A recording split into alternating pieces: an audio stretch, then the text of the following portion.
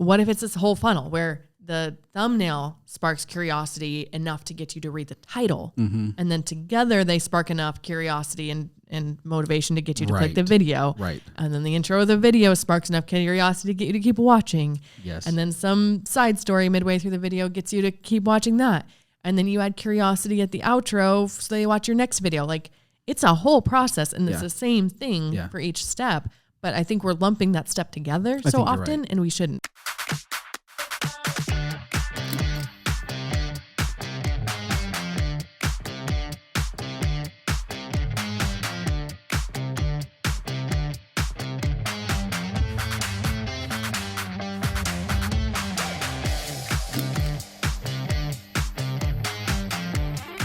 Welcome back to the Creator Files podcast. Today we're talking about titles for your YouTube videos. This is like the biggest little thing. It's in theory very quick, but there's an endless amount of thought that could be put into it. And also it's easy to get in the habit of just putting down the first thing that sounds decent. And so navigating how much effort to put into it, the strategy behind it. We want to talk about tools, matching your title with your thumbnail. Let's start with that. Yeah. What do you think kind of the principles are around a title that pairs really well with a thumbnail? Well, I guess first of all, does it seem like in the creator space, I hear about 95% about thumbnails and like 5% about titles. It feels like you said, it's like the biggest little thing. It's something that it almost feels overlooked a lot of times. You know, the thumbnail is the eye-catching piece, and I get that. However, the title should tie in. There should be a lot of thought and I guess strategy that goes into figuring out what the title is. So to answer your question, like, how do I think the two should connect? It feels like I've seen a couple different things work. I guess there's probably not one perfect title and thumbnail pairing, but oftentimes, you know, you'll see the thumbnail photo being descriptive of something that should catch somebody's eye within like a second. A lot of people talk about the blink test, right? It's just like, I look at it and I look away. What did I get from it? What story is it telling me? You know, what questions do I have? What sort of curiosity? For a lot of people watching or looking at YouTube, they look at the thumbnail, you know, they have curiosity, and then for me anyway, I go immediately to the title to maybe get a little bit more of an answer or to like fill in some of the gaps that are left from the thumbnail. So I think ideally, the thumbnail and the title, they're complementary, but not totally overlapping in most cases. Maybe a little bit of overlap, but not total overlap. Although I have to say there are some large channels that I'm aware of that have significant title overlap with the thumbnail, meaning that some of the text in the title or all of the text in the title is up on the thumbnail. So anyway, I think that to me, that's ideal, would just be very complementary. Help filling in some of those curiosity gaps, or maybe it is expanding the curiosity gap. It's like, I looked at the thumbnail, I'm really curious, I'm interested to know what's going on. Okay, I just looked at the title, now I'm even more curious to know what's going on. So to me, that's ideal. It's kind of like the thumbnail gets your attention. Your thumbnail has to get enough attention that their eyes stop scanning, their eyes stop for a second. But that doesn't seem to be the decision point. It factors into the decision point, but I think 90%, probably more, of viewers on YouTube read a title before they decide to click on the video. And so the decision point really happens once they read the title and consider both of them. Right.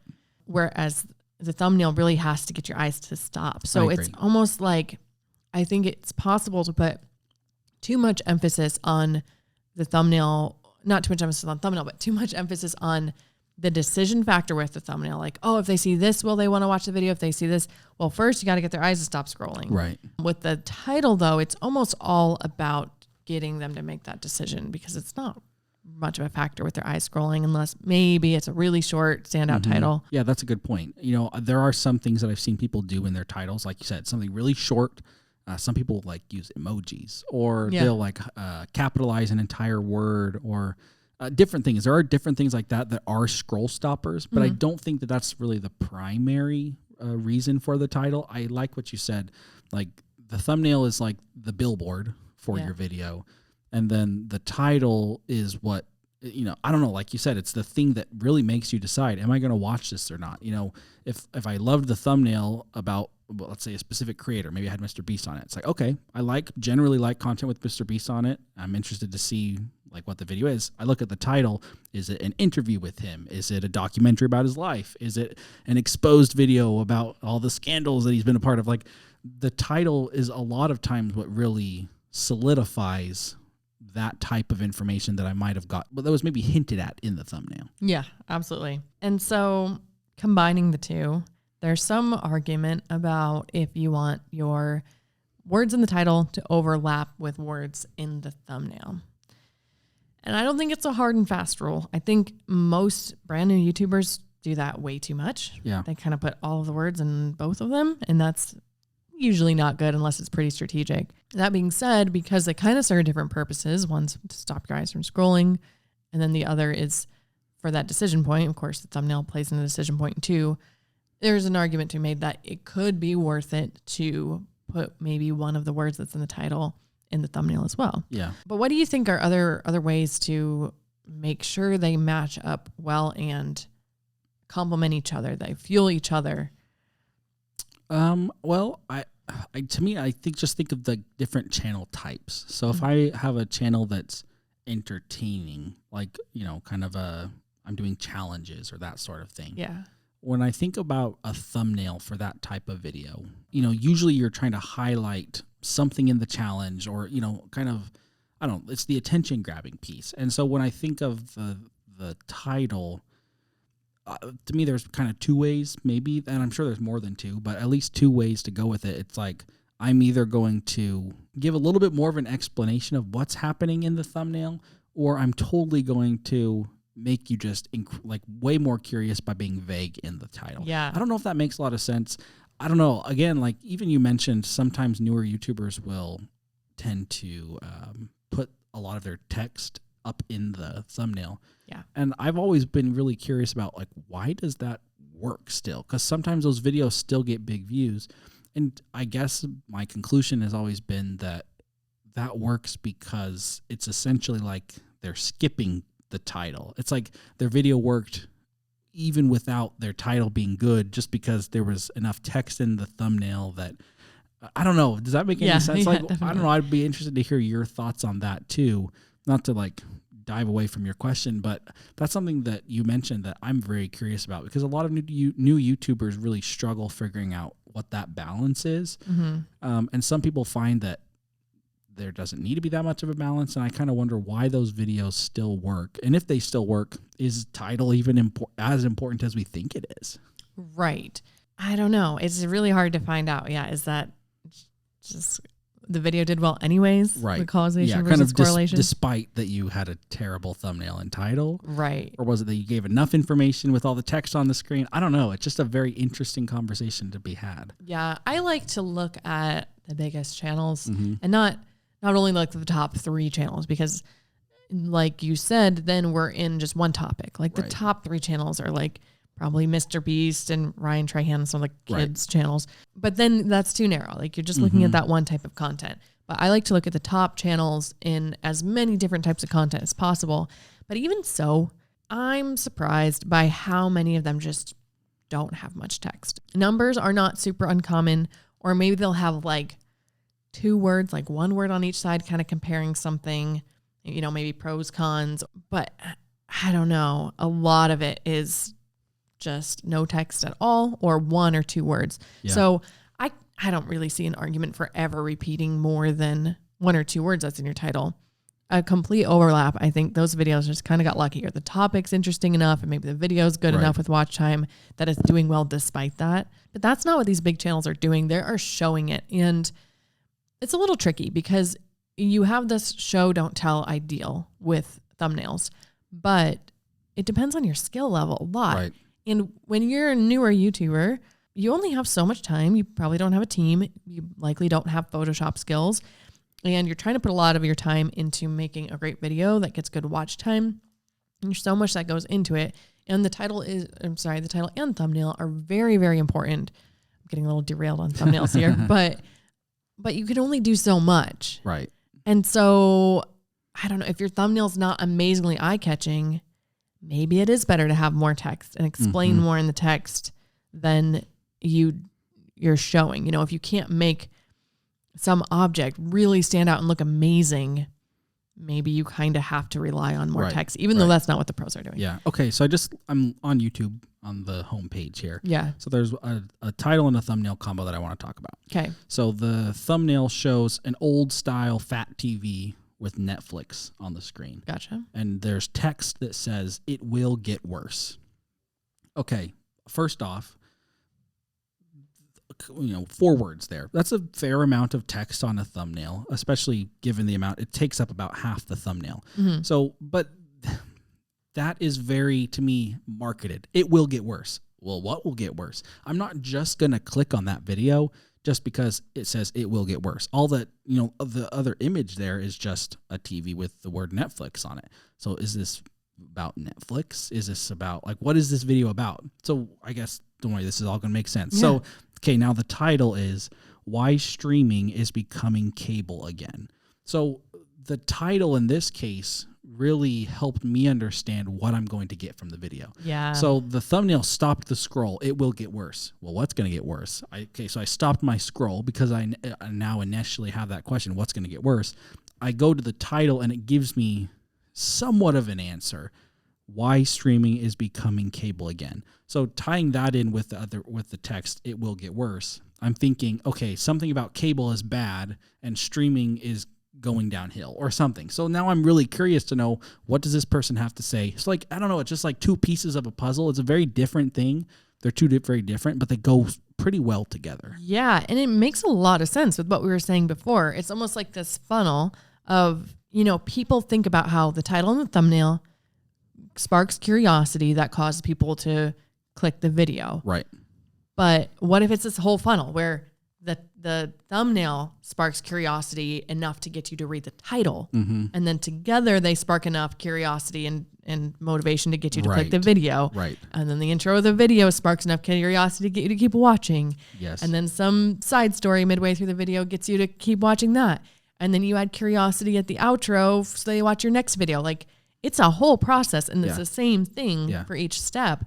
But I think we're lumping that step together so often, and we shouldn't. We should look at it as maybe your thumbnail. Yeah, it gets them curious enough to read the title, which this is so hard to remember when you are making your own title and thumbnail.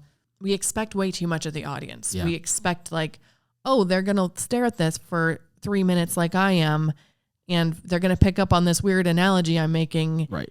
And I mean, if you're saying it out loud, it sounds silly. Everybody knows that's not true, but that's what the thought pattern we fall into.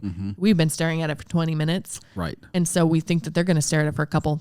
They're not. Right. Yeah. So I really like that idea. And not every thumbnail is working because it's doing that exact sequence, especially not necessarily the words, but I think it is. Yeah. It's building curiosity and then adding to that title so that you understand more, but not too much. Right. And that's a tricky place too. Yeah, it is tricky. Here's another thumbnail that is very similar. I think you're right. I think that sequence is key. So the thumbnail here is someone holding a phone. I honestly can't even tell what's on the phone. And I'm even looking on a desktop. I still can't tell what's on the phone. An explosion, it looks like. Cool. A distraught person, and then text saying, "This is evil." So immediately my eyes were drawn to this this image on the phone. It looks like an explosion of some sort. Okay, "This is evil" is the text. Well, what's evil?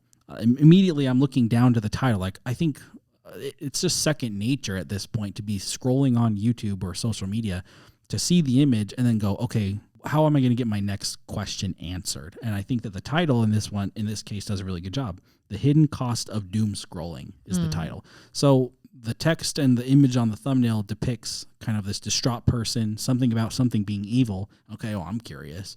Okay, we're talking about doom scrolling. We're talking about being on your phone. I just think that I think that you're right. I haven't ever really thought of it that way in the context of that sequence, but I think you're really right because it doesn't have to necessarily be the text in the thumbnail linking to the text in the title. It's more just the whole package, taking people from step 1, looking at the thumbnail, being intrigued, step 2, looking at the title, hopefully to get a little more context or to have a question answered or something like that. I really, really like that. And then you're right. Once they click, the funnel kind of continues. Yeah. You're like every second of the video counts to keep them as long as possible. Yeah, absolutely. I want to mention an exception just because it's weird. Yeah, Maybe we'll definitely. make a video about this sometime. But I am a big believer in simple thumbnails. Most YouTubers are. It's a little bit maybe overstated in some ways. But I think still most people need to err on the side of being simpler than they currently are.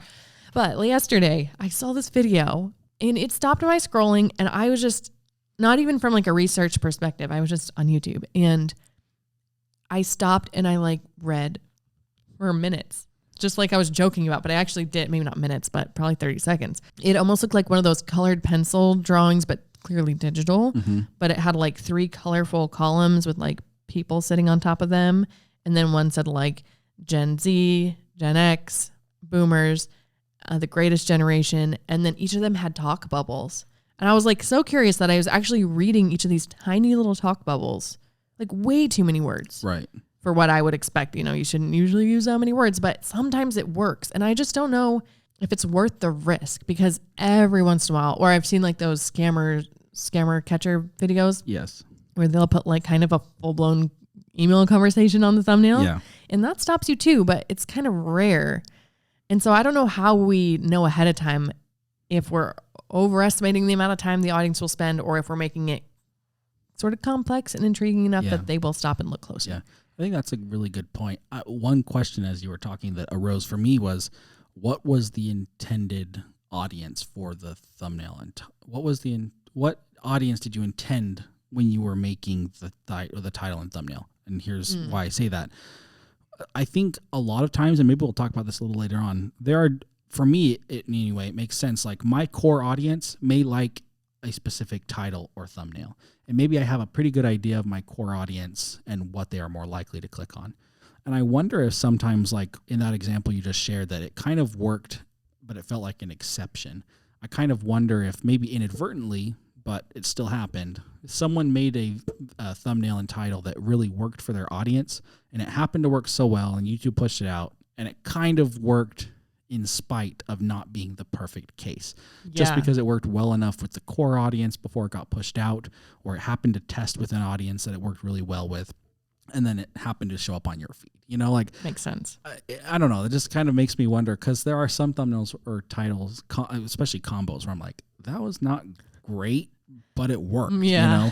And I think there's also this whole element of sometimes it's just standing out. Like you said, sometimes it's just a short title, like 1 word or 2 words. And it's oh, I'm really curious about that, just because all the other titles on YouTube are usually 5 or 10 words, it just gets people's attention in different ways. And so I would say that's more of an exception than a rule.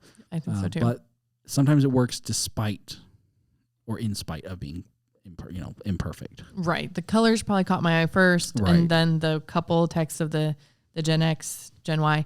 And I think maybe I was less likely to click on the video once I read the talk bubbles, because then I got too much information.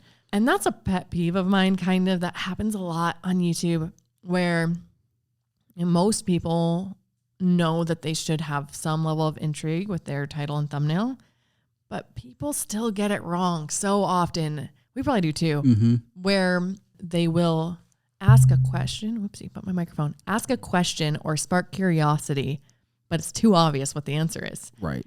I don't know. For example, if you have AI and YouTube, and is AI the end of YouTube?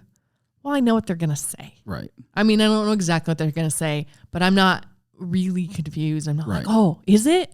Right. I know they're going to say it's not. I know it's not. Yeah. When there's so many examples of that where, they're asking a question, they're trying to spark intrigue, but it's too obvious. Almost like a Disney movie where the prince and the princess hate each other at first. Right. We know what's coming.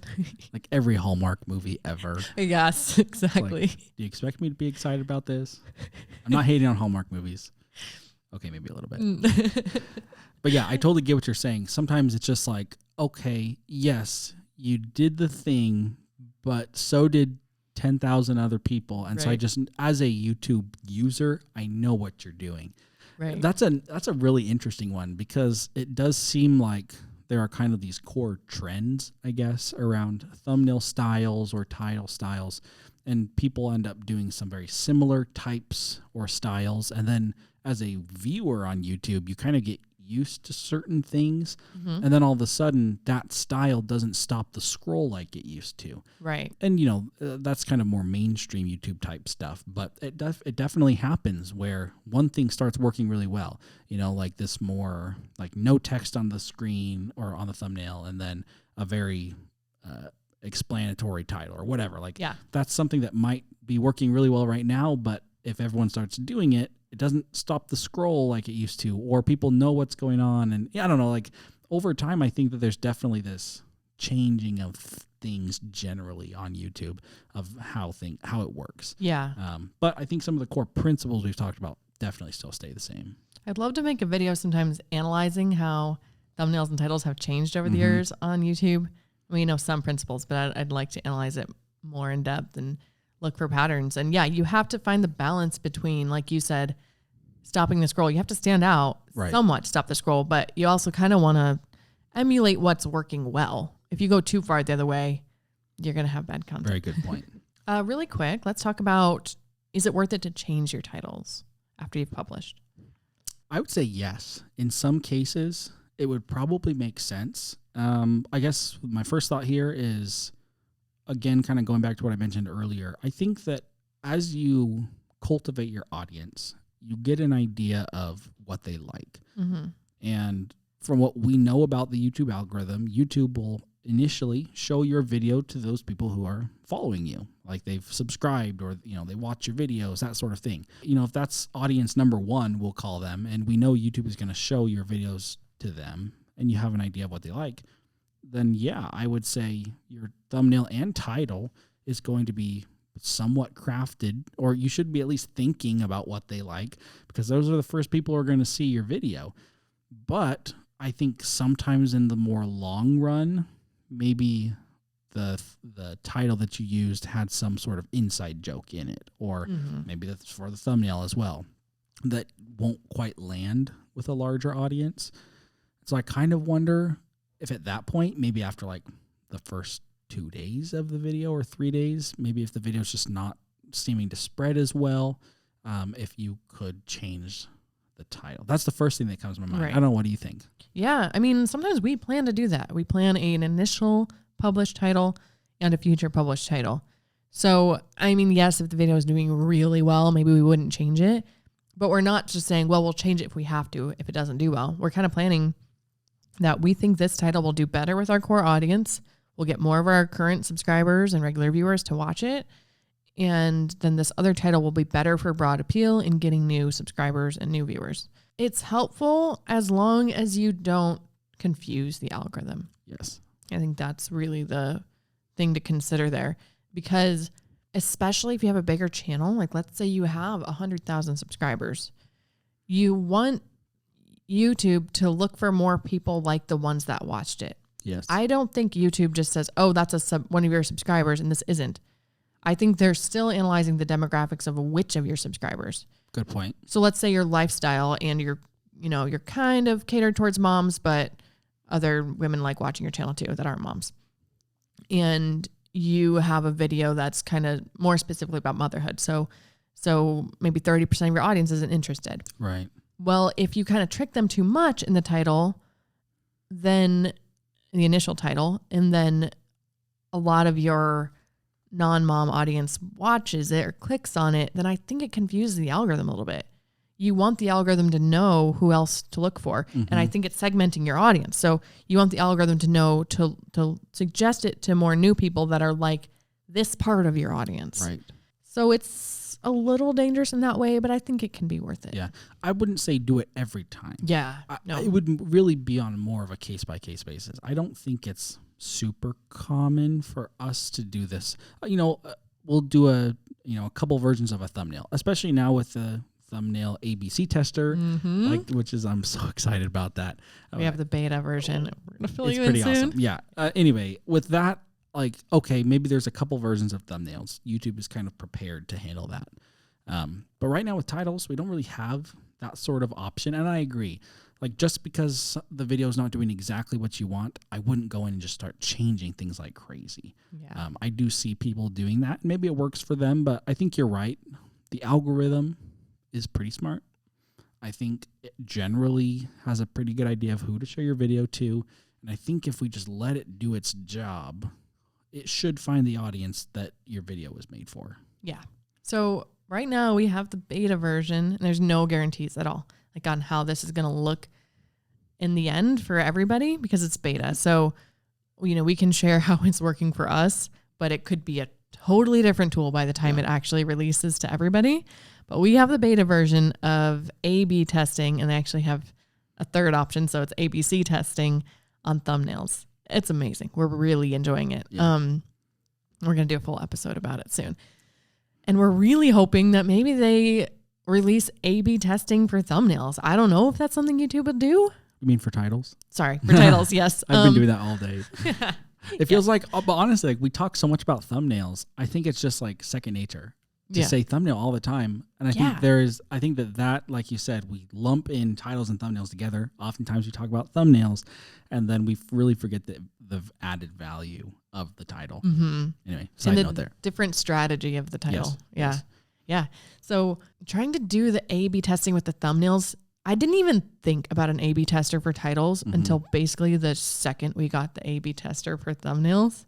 And then all of a sudden I thought, we need this for titles. Oh, yeah. I hope they make this someday for titles. Yeah. And maybe it works as like the same tool. Maybe it doesn't have to be a separate tool because ultimately they do kind of go out together. I agree with that. So I was very similar. When we were at Vid Summit 2023, Renee Ritchie, the YouTube liaison, was talking and kind of shared some of the potential that the thumbnail A/B tester had. And it was at that point I did the same thing. I went, okay, that's really cool. We've been waiting for this for a long time. What about titles? It feels like it's like, peanut butter and jam. Like they got to go together, you know?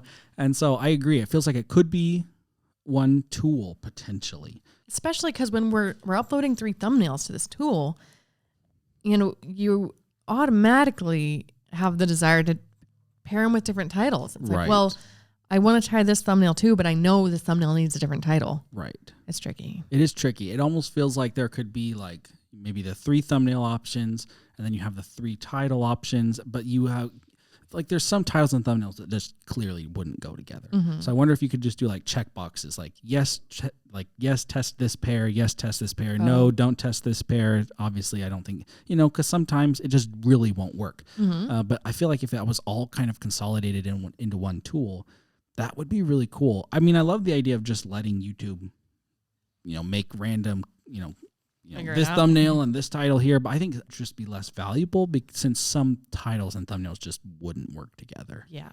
Yeah. So until then, we have some other tools that are helpful. Maybe not that awesome, but ChatGPT, vidIQ has had their AI title generator since before ChatGPT blew up, and it's pretty good. I think it's cool that they are the first ones to it.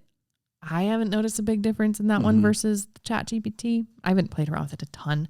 But let's talk about some of the strategies we like to use when we're using ChatGPT to help us come up with the title ideas. Yeah. Well, for me, when I'm thinking about title ideas, ideally, I guess, I, have this concept, like maybe a thumbnail concept that I'm like, oh, that could be a cool video if we could use this thumbnail concept. And then, a title to link in with that thumbnail would be great. And so a lot of times I'll maybe just prompt ChatGPT and say, hey, I want, give me a YouTube title, keep it in with, this specified number of characters. I want it to highlight this element and that element, make it sound, either exciting or mysterious, like kind of prompt it like the feeling of the text, that sort of thing. I like that idea. Definitely as I have used it more and more, like my prompts end up getting a little more and more specific. Just because it feels like if you don't prompt it, it won't give you any. It does pretty good at taking the directions that you give it, but it's not quite to the point where you could just say, "Make me a great thumbnail about X," and then it'll right. So a little too generic. Yeah, they end up being too generic. So I like to start there, and maybe I'll ask for 10 or 20 different variations, and it'll spit them out.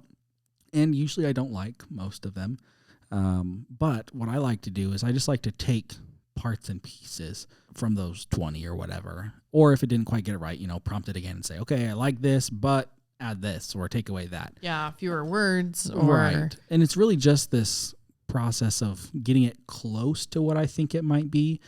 And usually I'll be able to get 1 or 2 title variations from that list of 10 or 20.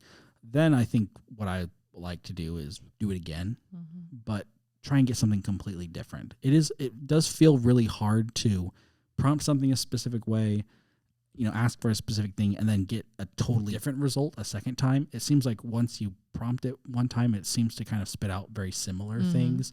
But I like to try and just think, see if I could get something way outside of the box of what I was kind of currently thinking. That's smart. I have not tried that because I think I definitely get attached to what I'm working on. Even if it's not amazing, I kind of just feel locked in maybe. Right. So I'll prompt it, maybe get 10, 15 ideas and then maybe pick my favorite or combine two to make my favorite. Yeah. Put it back in and say, give me more like this. Oh, so then I get 10 more that are similar to that best one, but slightly different, maybe slightly different wording. But then I'm completely attached to that. And so I really like that idea of trying to get a few that are just totally different from each other. Yeah. It seems like when we aren't using tools to come up with titles, it feels like we'll kind of do that. We kind of get on this path of something that we think is the right thing.